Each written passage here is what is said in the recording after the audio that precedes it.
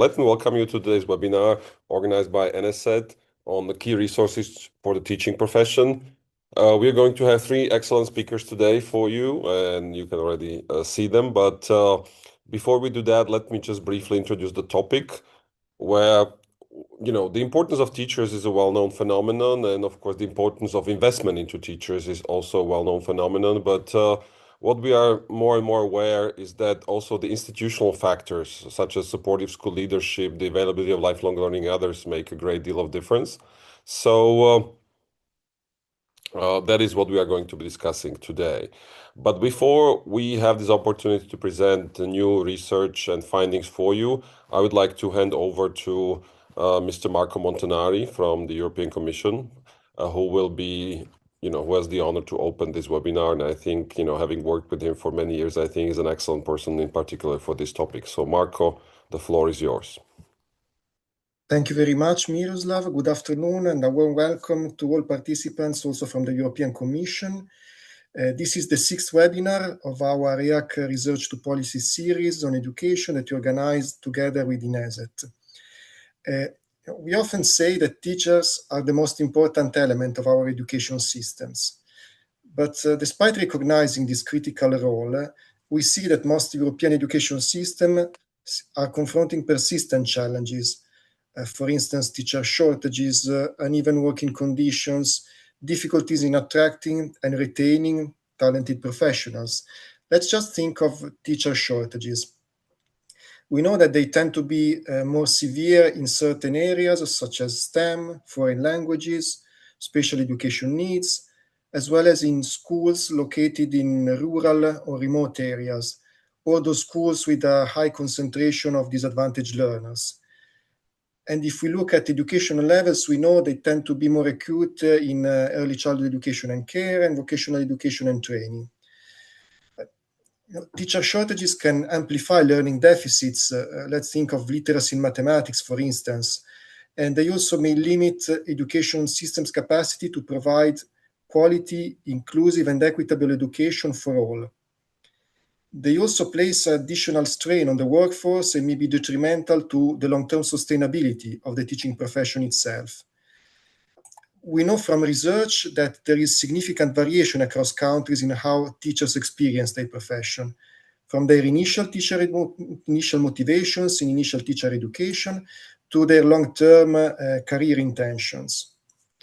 Well-being, motivation, professional growth are shaped by individual and institutional factors.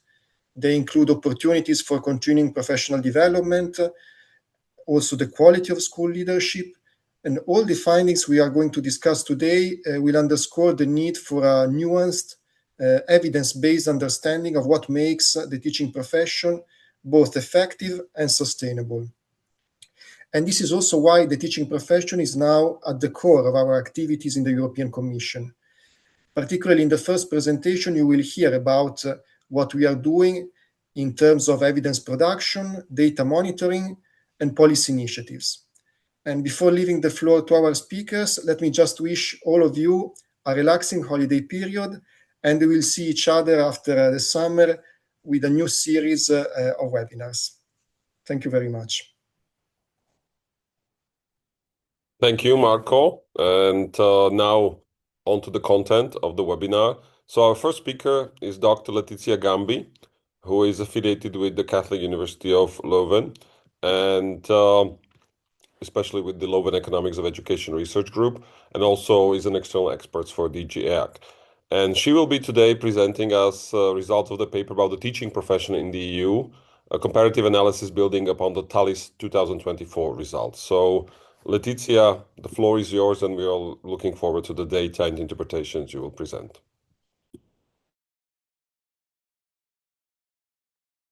Thank you, Miroslav. Can you confirm that you see my slides? Great news. So first of all, thank you, Miroslav and Marco, for the nice introduction. And good afternoon, everyone. And I must admit that as a first presenter, I was given the opportunity to kind of set the scene for today's webinar by introducing, as Miroslav rightly said, some of the findings of our report on the key features of the teaching profession in the EU, which draws on data from the OECD Teaching and Learning International Surveys, so TALIS, both data from 2024 and 2018, together with complementary sources. And as Marco just said, teacher shortages are a widespread concern among European countries nowadays.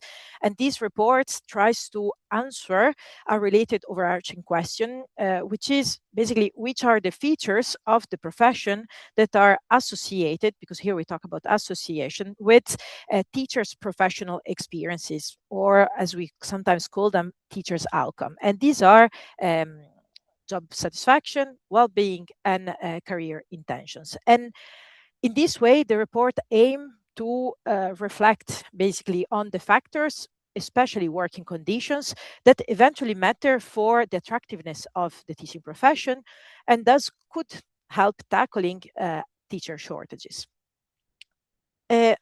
Before, though, turning to the main finding or some of the main findings, I think it's useful to briefly situate the presentation, but also the webinar today within the wider policy context.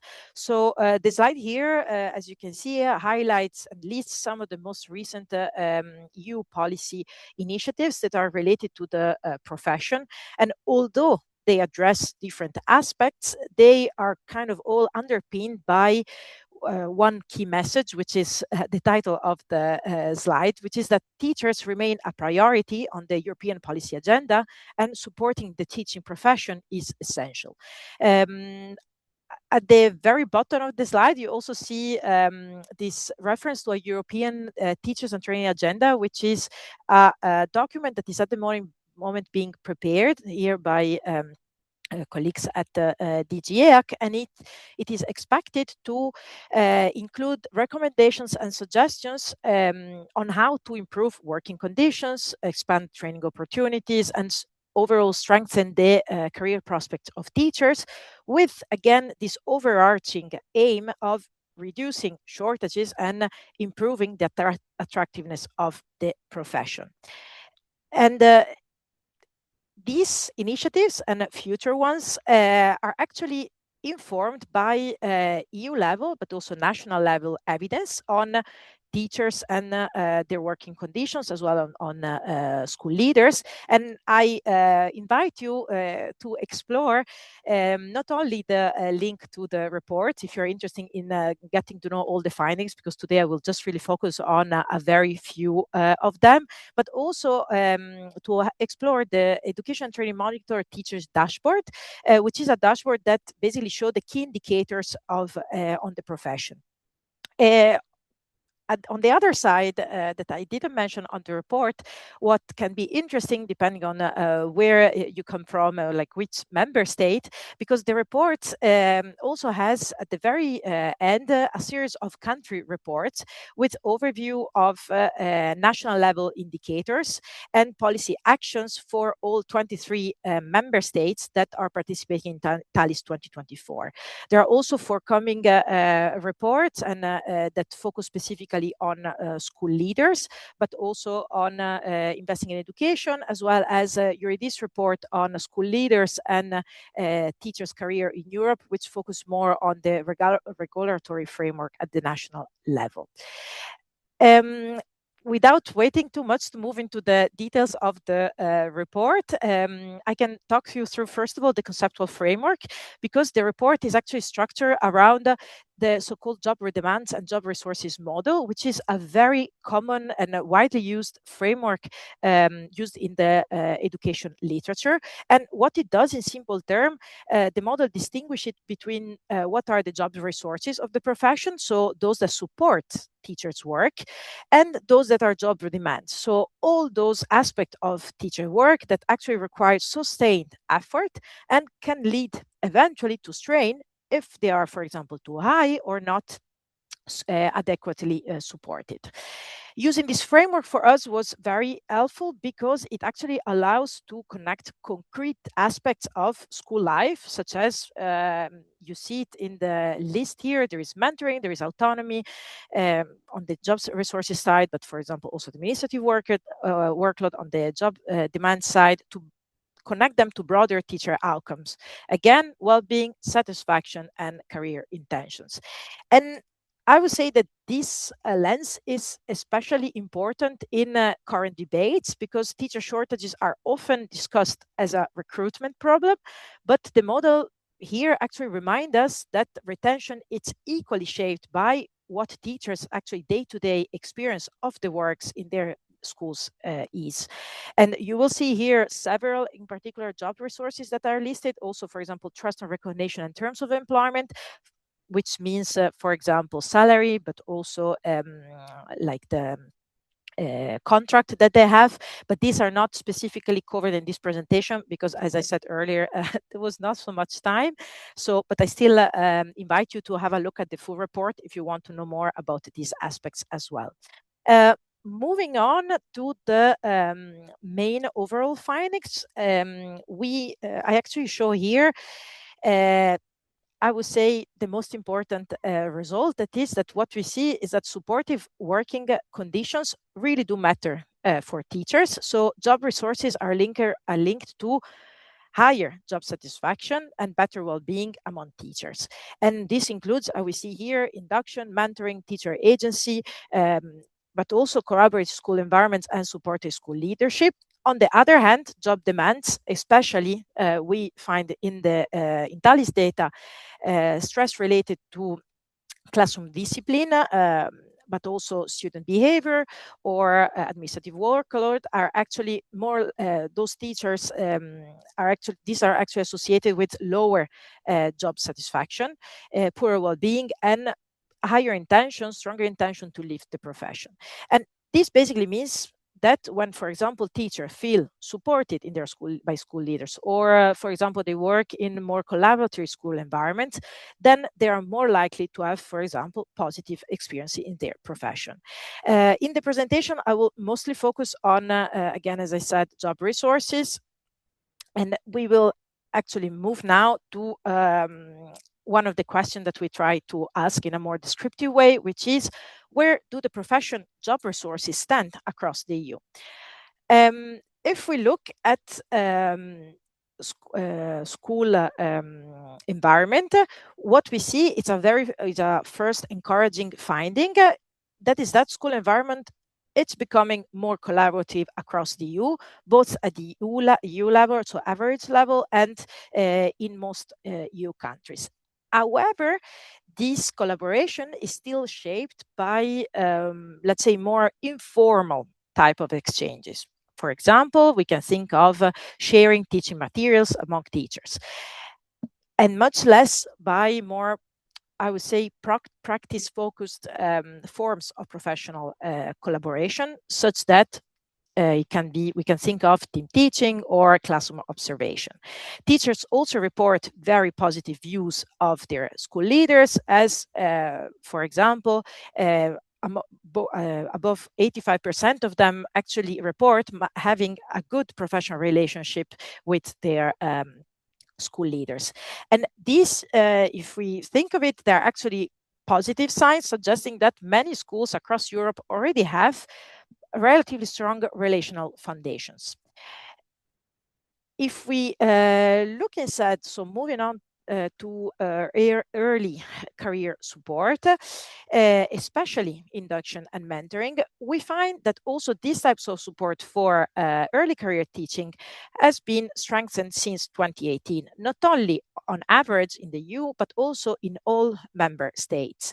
And this is very important because we see actually from the literature that the early years of the career of a teacher are the most important ones. So new teachers may, for example, experience most likely a steep learning curve at the very start, high workload or uncertainty as they adjust to the new realities of their school and their new job.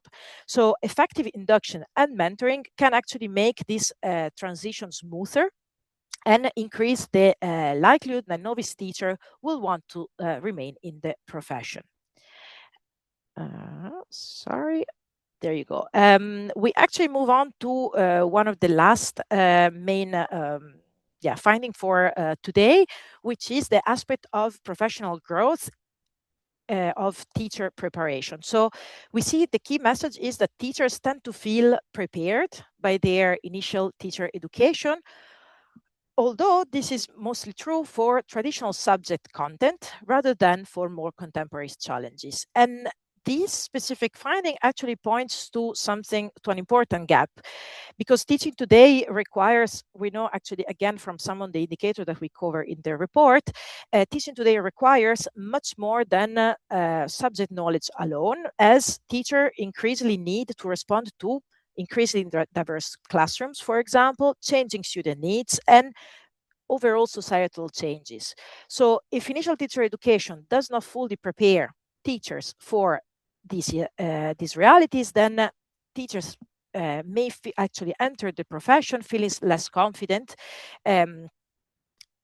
in some specific areas that are actually important nowadays.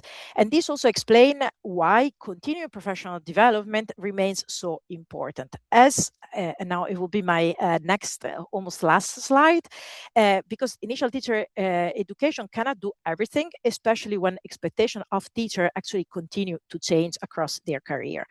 And the evidence here show a very positive finding, which is that participation in what we call CPD, so continuous professional development, is near universal across EU and in most countries.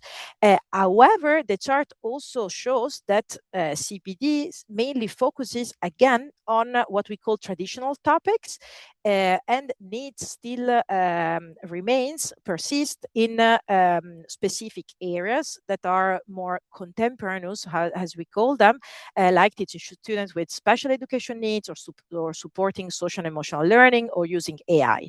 And as well, classroom management for student behavior, which kind of reflect these changes happening in the classroom. So to conclude, the key takeaway kind of bring us back to one of the first slides that I show you. That is that strengthening the job resources of the teaching profession has strong potential for to improve the teachers' well-being, but also their job satisfaction and eventually their retention and overall attractiveness of the profession. At the same time, as more also with a researcher type of view, but in general, I think that more causal evidence is actually needed to identify the most effective approaches, because as we see, we already know a great deal of information about which are the factors that are associated, for example, with positive outcomes, like we have shown here, but we still actually need stronger evidence on which specific interventions work best, in which context, and finally for whom. And if I'm not mistaken, our final presenter will actually speak to this evidence gap. So thank you so much. I think that's it on my side. Thank you so much, Letizia. This was very interesting presentation, also the data. One reminder for the following speakers is that please don't forget to put the slides in the full screen mode. And so that I didn't want to interrupt Letizia when she was in her flow, but it shows better to the participants. But now, after this practical interruption, let me go on to Dr. Samuel Sims, who will be speaking second, and he'll be talking about the findings from the chapter on teacher professional development. What are the costs, benefits, and policy in this matter from the Live Handbook.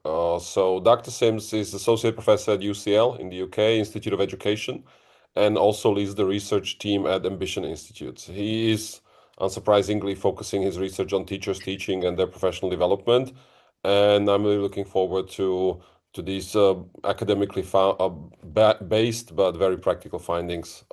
Sam, the floor is yours. Thanks, Miroslav, and thanks for setting the scene for us, Letizia. So I'm going to be talking about what we know about the effectiveness of teacher professional development, where effectiveness is really defined as professional development that improves teaching as reflected in improvements in students' learning, captured, of course, by test scores. And all of the evidence I'm going to talk about is based on this handbook chapter, which you can see pictured on the left. And I think there'll be a link in the chat, which is freely available and produced in association with the Association of Education and Finance and Policy in the US. All of the evidence I'm going to talk about is causal, so it's all experimental or quasi-experimental. And so this is the type of evidence that really should, in my view, and many researchers' views, shift public spending if we can learn about what really has a causal impact improving student learning. I'm also going to try to characterize all of the sizes of these causal effects using these small, medium, and large benchmarks, which are taken from this paper, Kraft paper. It's relative to all of the interventions that have been evaluated in education. So, the things with the largest effects are typically one-to-one tutoring for children. We know this is extremely effective. Of course, it's also very, very expensive. And so I'm also going to talk about the costs also in these small, medium, large terms, where large means it's towards the end of the most expensive things that have been evaluated in education, and small obviously means the opposite. Okay, so I'm structuring this around 5 key findings. You can see 1 out of 5 in the title ribbon there. The first is that professional development can have medium-sized effects, again, relative to other education interventions that have been evaluated, at small costs. So the best example of this is, you can see this little diagram here. This is depicting the process that gets followed in a particular codified teacher professional development program called My Teaching Partner. And you can see it has this cyclical structure. Starts off in the blue segment. Teachers record a bit of their classroom practice with students in the room. They send this to a coach. The coach selects a clip. These are trained and certified coaches who have been trained in using this program. Coach selects a clip and writes some prompts around that clip. So one of them might be around, here's something you did really well. One of them might be around, and here's why I thought it was good. And another clip might be around, here's some area I think we can work on for improvement. And here's why I think that. The teacher then writes responses to these clips. So they've processed it, reviewed them. And then the teacher and coach meet to discuss what could have gone better? How do we think we could have done it differently if this situation arose again in the classroom? And this is a discussion where it's kind of, it might be quite directive, or it might be quite mutually agreed upon what the next step is. And once they have agreed a step, the coach sends a kind of summary and an action plan, which is like, next Thursday with your geography class, we're gonna try out this new way of doing whatever it is we're focused on. As I said, this is like a proprietary program. You have to purchase it. And it's been evaluated crucially in 3 different experimental studies with between 5 and 12 of these cycles per teacher as part of the program. All 3 studies have found positive effects downstream on students' actual learning as a result of their teacher taking part in this. And so this is very, very high methodological standards and can give us high confidence that this program really is effective at improving teaching and learning. The effects are medium in size. I'll give you a little bit more of a sense of what that means. The extra learning for the students was equivalent to about 44% of the progress that a grade 5 to 6 student typically makes over a year. So just to say that again, the students of the teachers that took part in My Teaching Partner program, the students saw a learning gain from that because they benefited from the improved teaching. And the learning gain they saw was equivalent to adding about 44% of what a grade 5 to 6 student would learn over a year anyway. So this is quite, pretty sizable, I would, in my interpretation. The 5-cycle version of the program came in at a cost of $228 or 175 British pounds per student. And this is classified as low compared to other education interventions. Of course, that's all relative. And if you don't have the budget for it, then you might consider it to be high. So this is a kind of best in class program. It's been evaluated really well. I think it's been designed really carefully. So this shows kind of what is possible. We can get a broader view by looking at systematic reviews, that is summarizing all of the studies that have summarized all of the published studies. Here are two that have been done recently, and these have, hundreds of experimental kind of causal studies summarized. And these have found a small to medium-sized effect of professional development on student learning, equivalent to between 13% and 20% of a year of learning, typical year of learning, added on to students' learning as a result of teachers participating. So when I said this one is best in class, that one was 44% of a year of learning bonus. If you look across all of these evaluated PD programs, it's more like 13 to 20% on average. These studies also reveal that the effectiveness of these different PD programs that have been evaluated, it varies widely. So these averages are hiding wide some of these are a lot more effective than others, different professional development programs with different designs. Again, this is still a pretty narrow view of teacher professional development in that, these 100 studies that have been, these 100 PD programs that have been evaluated using these rigorous methods, these have been selected because they are particularly promising, presumably. Somebody's chosen to, fund the evaluation, taken years to do it. And once selected, they probably have been quite well resourced, right? You're not going to bother doing a big evaluation unless everything's properly funded and you've done the best job you can. So these are probably likely to be more effective than PD, which hasn't been selected to be evaluated, we might guess. And there's a little bit of evidence on this. So this is my third key finding, which is that typical professional development, and I'll explain more about what I mean by that, has no measurable benefits in terms of student learning. May have other benefits, but not in terms of student learning. So we've got one study from Florida that's about 15 years old. And what they do in this study, they're just studying all the teachers in Florida. So one way of thinking about typical professional development is just what was being offered in Florida in the years in which the data for this study were taken, during the noughties, essentially, the 2000s. And the design for this study is that they find teachers in the data set who have similar levels of measured effectiveness. So they seem to be about as good as each other at raising pupil test scores.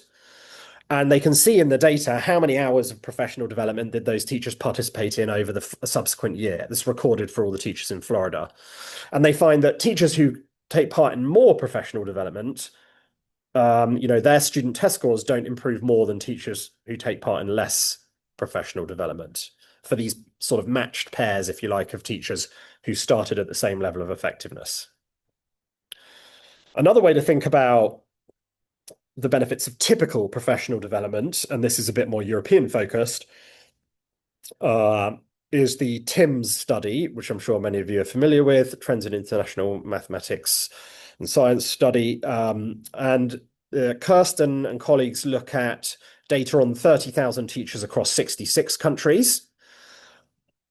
These are randomly sampled, so the teachers are representative of all the teachers in those countries, or broadly representative. So that's what we mean by typical PD here. We just mean the type of professional development that was on offer on average for teachers across these many countries, just normal run-of-the-mill everyday professional development. And this is a nice study because they have data on how much for any given teacher, how many hours of maths PD do they do and how many hours of science PD do they do.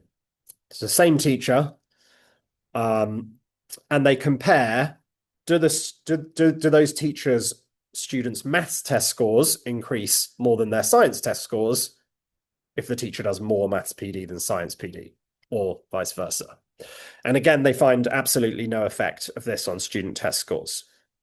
So it seems like the average or typical professional development doesn't have any measurable effects on students that we can find in the research. So we know that professional development can benefit students in terms of their learning, but we also know that typical professional development, sorry, I've gone too far, typical professional development, average professional development doesn't. So there must be something driving these differences in quality across these different PD programs. Something we do have pretty strong evidence on is the value of a type of professional development called instructional coaching, which many people may have heard of. You can define this as an instructional expert providing individualized support, so one-on-one support to a teacher, which is structured around multiple observation and feedback cycles. So it's a sort of sustained version of professional development that would play out over usually many months or even longer. And it's focusing on the deliberate development of specific teaching skills. So often quite granular, zoomed in, focused on like small aspects of teaching. And the My Teaching Partner program, which I talked about earlier and is pictured in the bottom right here, this is actually an example of an instructional coaching program. And we know from, again, reviews of all the published studies, like this Kraft et al. 2018 paper, they look at 31 well-designed studies of professional development and find that they have, on average, a medium-sized effect on pupil achievement. And if you compare that to all the studies that we looked at in the Sims et al. 2024 paper, that was a small effect. So it seems like these instructional coaching programs that outperform professional development programs that get evaluated in general. They seem to be more effective. We also have some really nice studies from really nice evidence from studies that have taken the same bit of professional development content, the same bit of curricular content for teachers, say they're focused on assessment for learning or something like that, and then they've delivered that content through a form of professional development that isn't coaching, traditional offsite seminars, etc., and they've delivered it through instructional coaching. So this isolates the value of the design, holding the content of the professional development fixed. And it's been shown in multiple studies cited there that if you deliver it via instructional coaching, it's more effective, has a bigger effect on teacher practice and student learning than if you deliver the same content using other methods. But also, this bullet point at the bottom, studies suggest that who you're coached by really matters. It's a one-on-one individualized form of professional development. And having a good coach makes way, way more difference than having a less good coach. But we don't really know what makes the difference there yet. So this is an important limit on the evidence. And then finally, my last substantive slide is around the value of modeling. This is teacher educators providing an observable example of some teaching practice to the teacher. So I might be demonstrating how to get kids to do productive working in pairs or something like that. And we know from studies using classroom simulators, you can see on the left, that when we get teachers to try out a new teaching skill, some evidence-based practice, if we expose them to a video model, and then give them another go at doing it, as opposed to just getting them to reread an evidence summary or some sort of control condition like that, the teachers who get exposed to the model of the evidence-based practice improve much faster, as you can see from the gradient of the red line. We also have evidence from meta-analyses, Schachter, this is with early years teachers, that on average, professional development that includes modeling is more effective than professional development that doesn't include modeling. So final slide, just to summarize, professional development can be effective. We've got really well researched specific programs, and we've got summaries of evaluations of particularly promising programs and well-resourced programs that show that they benefit student learning. But the professional development that teachers typically experience of average quality out there in the wild seems to be ineffective and therefore needs improving. And we can do that by moving towards more instructional coaching, ideally with a strong emphasis on modeling. But we also need to work out how we can help improve the quality of coaching so that everybody can, or more people can get access to good coaches. And on that, I'll hand back to Miroslav. Thank you so much. This was a fascinating presentation. And I think, it generally points very well to the cognitive mistake we tend to make, which is that if something is good, then any version of that is better than nothing. So any professional development is better than no professional development. And I think this was excellent in showing that it's the kind of professional development that really matters. So thank you, Samuel, for that. But we'll have time to come back to these issues in the Padlets and the discussion. So let me now hand over to Dr. Anna Kozina, who is a psychologist and who is going to speak to us about teachers' social and emotional competencies and well-being. and on the types of support and professional development conditions that best sustain teachers across their long careers. Anna is head of the Center for Evaluation Studies at the Educational Research Institute and a president of Educational Research Scientific Council. And her today's presentations will share insights from the analytical report supporting teachers across career stage that we are publishing under the auspices of NSET, and that I really warmly invite you to read in the future. But now I would like to hand over to Anna, and the floor is yours. Thank you, and thank you for giving me the floor to participate in this wonderful webinar, and thank you everybody for joining us online. As said, I will today focus on some of the possible mechanisms supporting teachers' well-being. In my presentation, I will first talk a little bit of why well-being is important, even though this is probably the audience that already knows that, but nevertheless. And then further on, I will present some of the initial findings that we have come up with in the upcoming NSET report. But to start, I like to start my presentation when I talk about teachers' well-being actually with an image. So if we can move to the next one. It's I think sometimes image says so much more than 1,000 words, so to say, because when we imagine a teacher in a state like this, and the ones that have been in the classroom any way or another can imagine this quite quickly, like after a couple of really challenging lessons, after a couple of difficult meetings, for instance, being in a state of mind like this not only affects the teacher and his well-being and hers retention and job satisfaction, but also students and the way she teaches and is in the classroom. So if we move to the next slide. The teacher shortages have been mentioned several times today, but nevertheless, I think I have to say it once again, it is a systemic issue. It is present in the countries across Europe, and it is driven by teachers leaving the profession, especially in the first years of their career.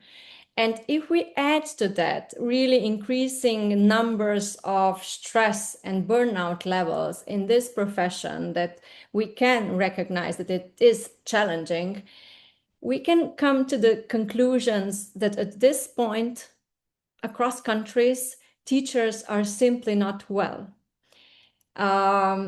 And to move on to the next one, why teachers being well is important is reflected in a pro-social classroom model that I like to use as a framework in my research a lot as well. I know it looks complicated, but the fact is that the classrooms are even more complicated than this. What I like about this model is that it actually shows these errors are all empirical evidence for this, for all the processes being interconnected. And what I liked about the model is that it shows how teachers' social and emotional competences and their own well-being is associated through the processes in the classrooms with students, not only social emotional, but also academic outcomes. So we see that if we support this square, so to say, the beginning, the teacher, then we see all these beautiful outcomes on a long run. And we have been investigating what supports teachers' well-being in an upcoming NSET report. So if we can move to the next slide. And in this report, we have used the positive teacher development model that I have worked with my colleague as a so-called working model that tried to guide us to understand job retention in teachers. So I will stop just for a little while in this model, because if we look at the end of the model, so to say, the job retention, the how we see it, also what is proven in the research is that job satisfaction and burnout as indicators of teachers' well-being are associated with job retention. And then if we step a bit backwards, what supports this job satisfaction and burnout is a combination of, we call it internal assets, but we can see it as teacher characteristics or personal resources, as Letizia mentioned it, and the external assets, which is the characteristics of classrooms, of schools, of a system as a whole. So these two, when these are present, or when these are positive, or when the characteristics are strength, then these two lead to job satisfaction and burnout. So we use this model in a way to guide us when doing our review. So if we move to the next one. As said, we have done for the upcoming NSET report, we have done research review. And this is one of the aims, was to actually search in the evidence-based peer review research in European context for which teacher, classroom, school, and system level mechanisms, factors, predictors foster this positive teacher development. So either job satisfaction or burnout. And we have conducted this targeted literature review, and we have focused only on the recent papers, so after 2021. So this is a caution note at this stage. The mechanisms that we have detected are not all that is out there, but we have wanted to, together with the theoretical models, we wanted to show what is now evident that in the research literature that shows the associations. Again, I'm talking about associations because most of the research is associative. What is out there? So we'll move to the main findings in the next one. These are quite a lot to grasp at one hand. So I will, the details are of course going to be available in the upcoming report, but maybe just to provide like a short overview. First of all, we have found significant predictors of teachers' well-being on the teacher level and then further on classroom, school, and system level. However, those were very, very rarely studied together.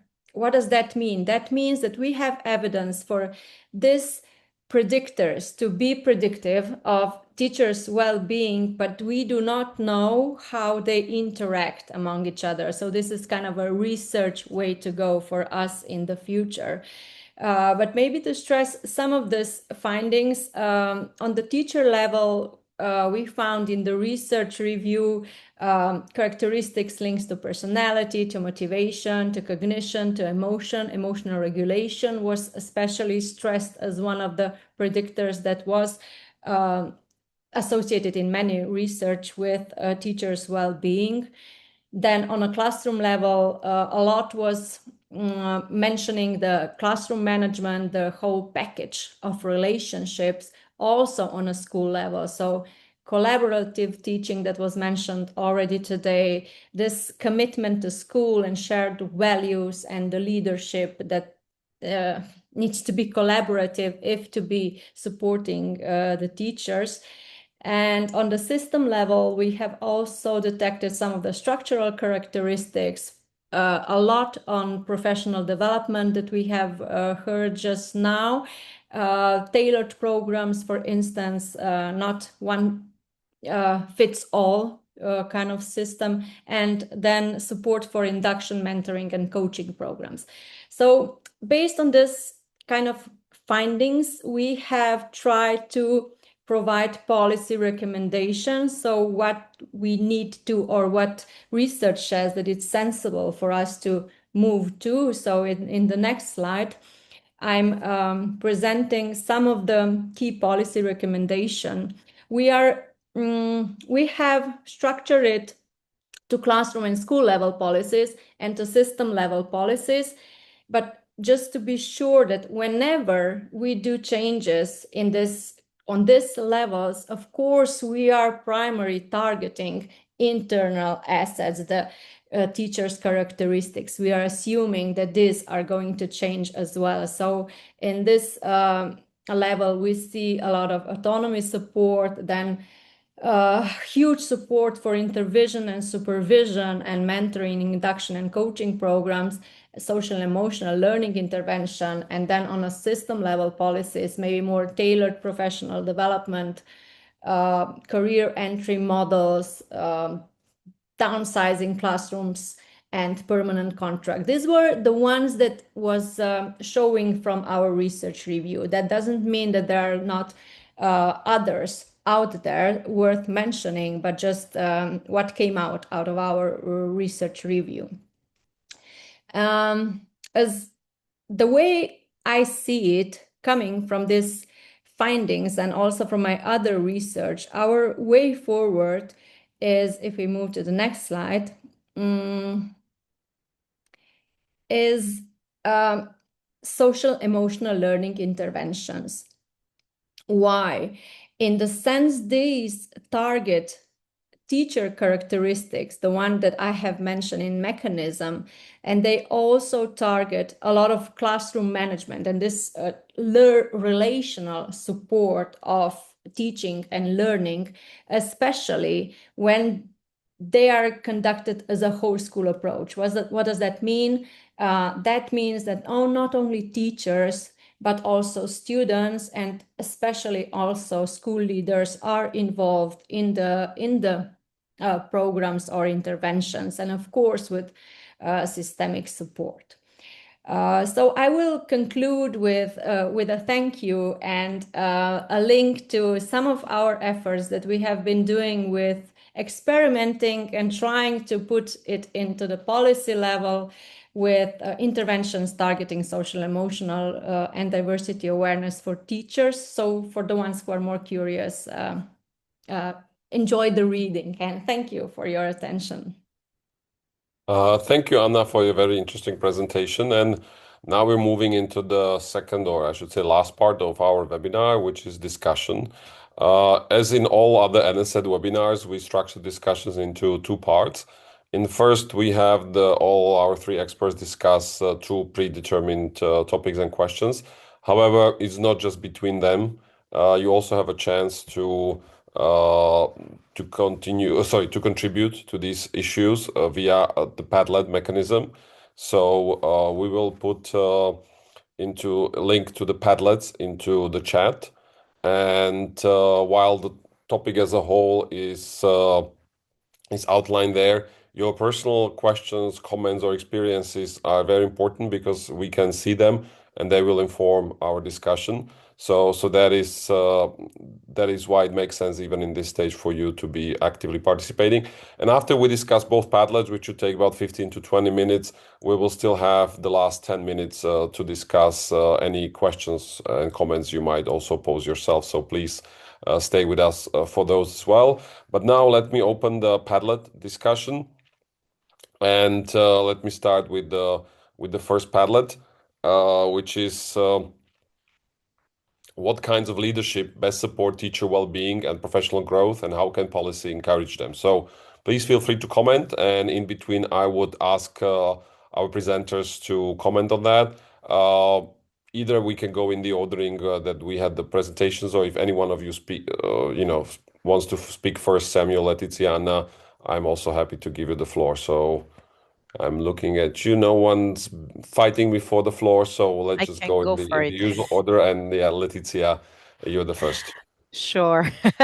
Thanks a lot, Miroslav. And well, actually, I'm just thinking back of the evidence that we have found in the report, but also like the literature that we had reviewed. And what we see that the evidence actually points to the importance of leadership that actually do support teachers rather than simply managing schools. So we had seen that, for example, school leaders that foster collaboration or professional time for professional learning, but also autonomy or constructive feedback, can actually create the environments where the teachers are more satisfied, and show as well like higher well-being, and are eventually less likely to leave the profession. So keeping this in mind, I would probably think of two main sort of priorities, although there can be many of them. And I would say, first of all, of supporting policies could support really the investing in the leadership development, because sometimes like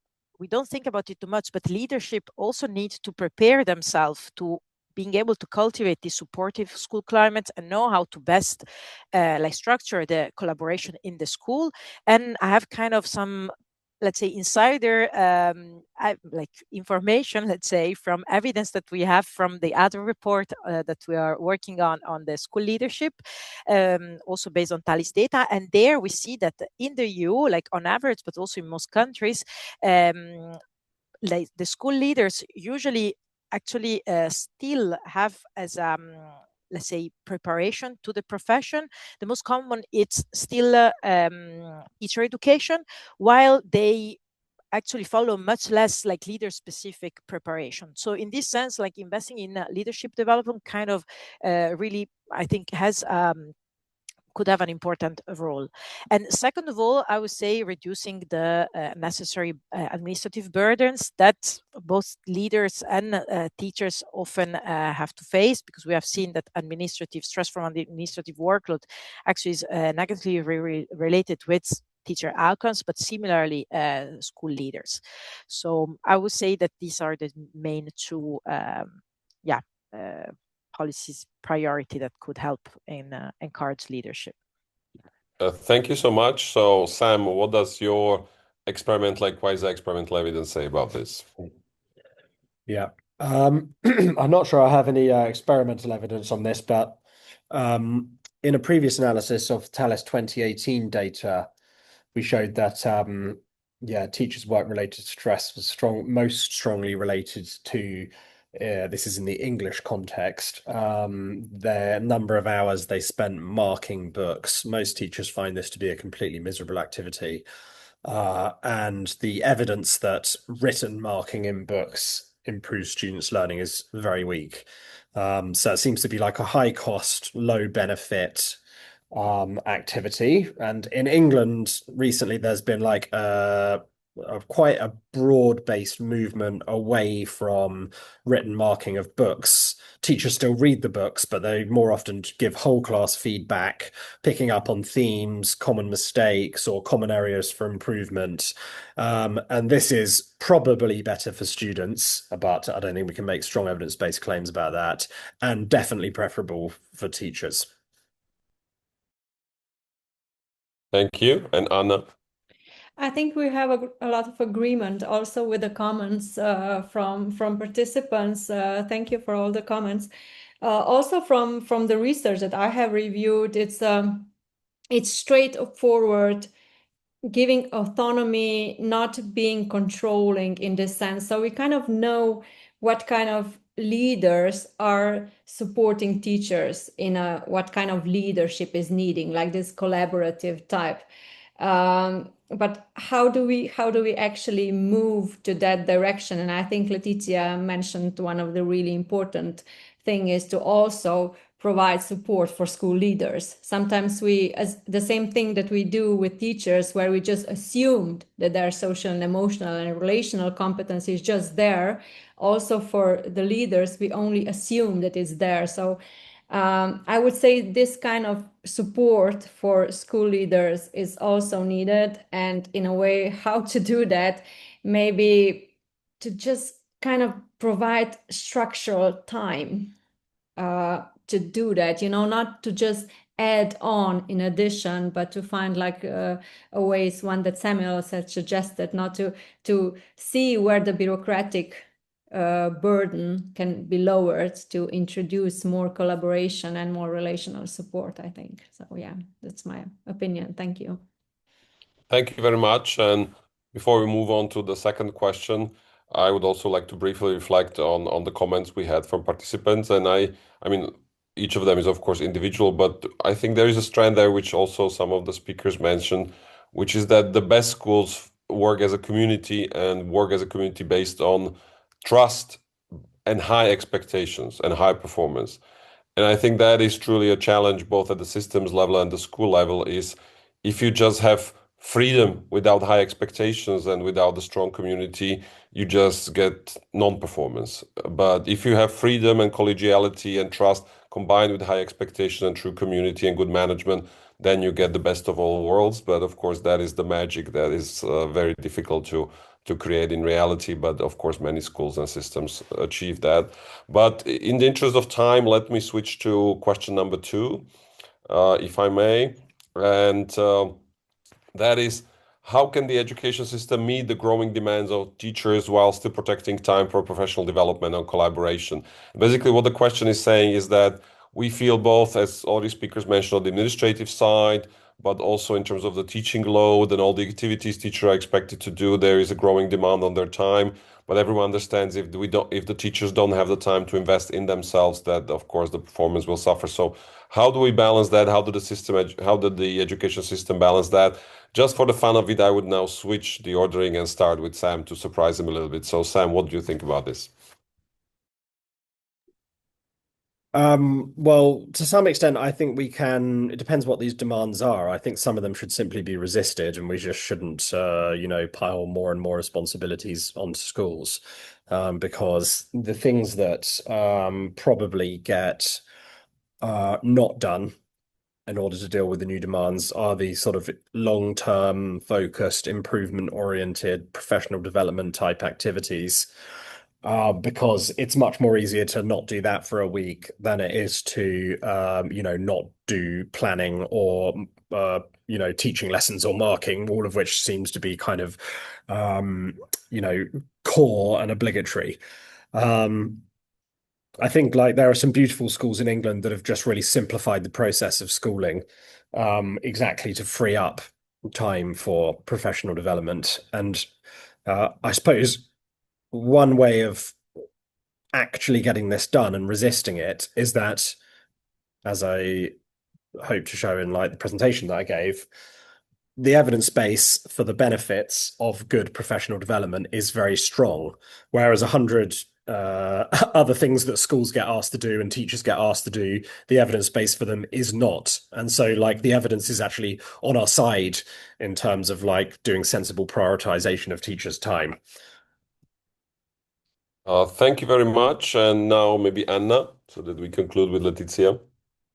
I totally agree. There's so much in the, also in terms of interventions and professional development programs that our teachers are involved in, and it's not being evaluated and it hasn't shown any causal benefits. So if we can kind of clean up the area and really focus on what research says, I think this is also one way to go. And it's still this gap between research and actual and policy and then practice is still so big.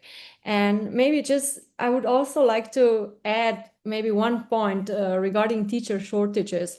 I think now, of course, a lot of school leaders are really pressed with what we can do. We don't have enough teachers. And I think we need to be really careful not to open the doors to teaching profession too widely, in a sense that this value the teaching profession, because this is, I think, can be a challenge these days. But on a long term, we really need to protect the value of teaching profession and of something that is worth fighting for. Yeah, that's from my side. Thank you. Thank you. And now Letizia. Yeah, thank you. Actually, my answer was going to be very close to the one of Elena. At least it was the first one that I was reading while Anna and Samuel were talking.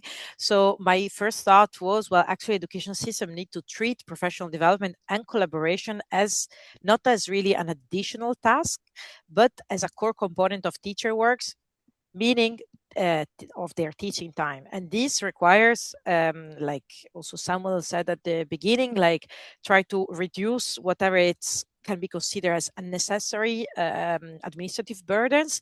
I see here was Elena suggested also like responsible use of AI for routine tasks. That could also be a way like to explore.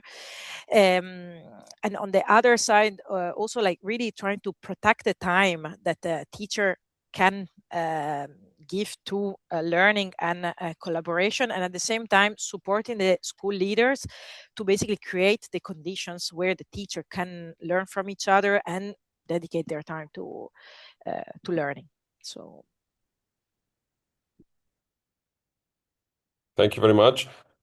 I can see this topic also stimulated our viewers, and I think again the key message is are twofold. One is, as Sam said, that well done professional development is an evidence-based way of making the system outcomes better. So it's not luxury. It's not a cherry on the top. It's actually one of the few things that we can do to make the system work better. And the other is that as such, it needs to be part of the baseline expectations on teachers' time. So it cannot be something, again, it cannot be a cherry on the top in terms of the teacher's time. But Sam wanted to add something, so please. Thank you. Yeah, I just wanted to add like a sort of well, a caveat, I suppose, which is that one way that school leaders can end up interpreting professional development is very important. We should always make time for professional development, is just saying that now every teacher must come along to 1 hour a week or whatever it is of professional development. And yeah, we started with Letizia talking about the demands and resource model.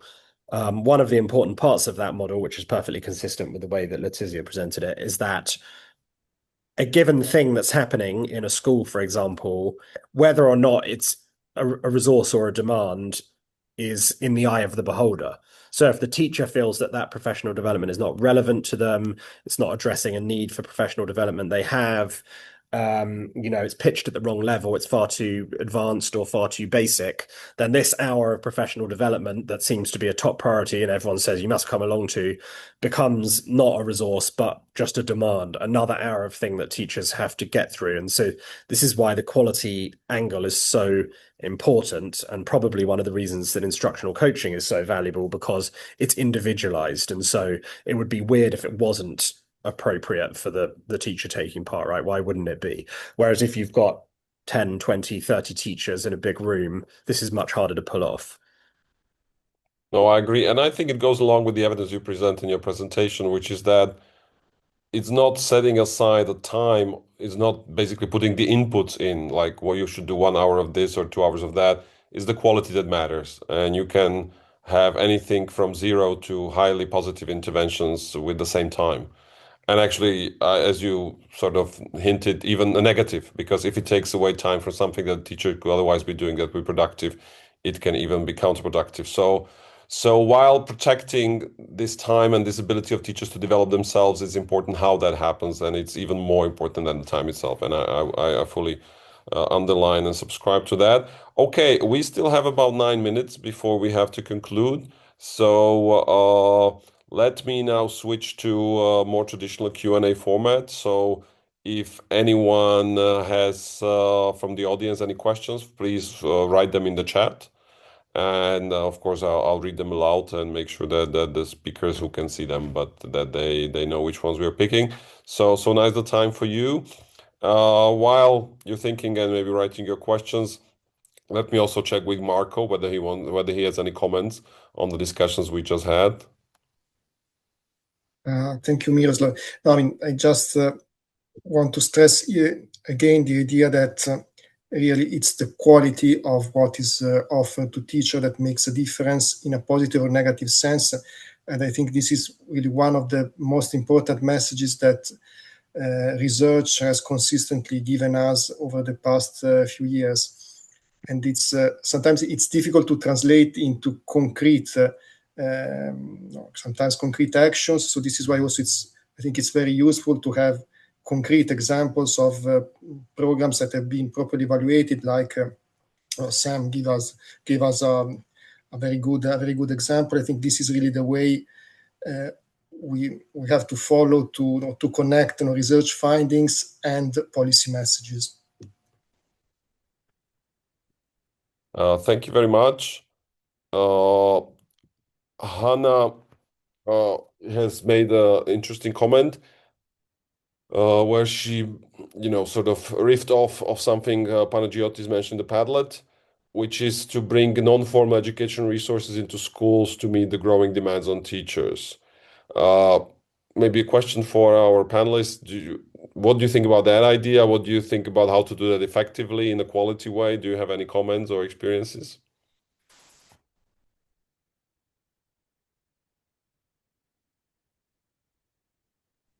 I do not have any experiences, but maybe I can start a discussion. It's a relevant question.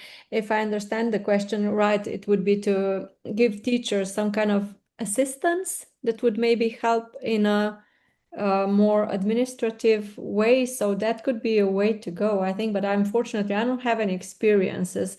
But maybe this is one of the areas that I was trying to also target in the way when I said that not to to still leave the teaching profession to be of a high quality, not to demand too much of them, and at the same time not to kind of allow everybody to be teachers, but at the same time maybe some kind of this assisting association collaborations could be beneficial. Yeah. Yeah, and maybe following up on that, I think, of course, there's huge difference between preschoolers and, young men or women in upper secondary vocational education. So it's hard to make sweeping universal statements. But I do think that we are going to see more and more sort of integration between the sort of closed-off school world and the rest of the world, even in the primary and secondary education. But maybe as responding also to Sam's question about what is meant by the non-formal education resources. Well, I think that is also a question that could have many interpretations. I understood in the way of bringing outside experiences, outside projects to school and enabling a sort of seamless integration of that. But of course, that's much more easily said than done. But if there are any other comments or questions, I would like to still have time for them. So if any of the speakers wants to comment on anything from the seminar. Well, actually, I just wanted to Sure. compliment Miroslav in what you just said, that I also immediately I had some issues in interpreting, okay, what does it mean exactly by non-formal education resources? The first thing that I thought was this collaboration with the outside world, that I think like more and more like outside world, outside from the school. So I think like we need more evidence on this, but it's this actually bringing participation also from, for example, parents. That's nowadays, I mean, I didn't mention in because of course I didn't have enough time, but one of the demands that come up quite often, like in the result of TALIS, is also, for example, the relationship with parents, that it's a difficult one. So if we're thinking of non-formal education resources, we could actually think of outside school like parents as like strengthening, for example, the relationship with them, improving it and making it not anymore as a demand, but rather than a resource that could also like be like have a positive impact on the quality of the work of teachers. Although doing it in a quality way, I think like definitely more research is needed on this side. Well, that is a sentence with which you can never go wrong. So I agree. But okay, I don't see any more questions from our audience. I see the number of participants slightly dropping as some people are leaving. So I think it's always better to finish while ahead. And so therefore, unless any of the speakers has anything final message or comment they would like to make, and I'm not seeing anyone, then I would like to, first of all, thank the speakers for their very interesting presentations. And I've been in this field for more than 25 years, and I learned a lot today, so I hope you have too. Secondly, I would like you to encourage you to subscribe to our NSZ newsletter. You also see the link in the chat whereby you make sure to get all the interesting information we are producing.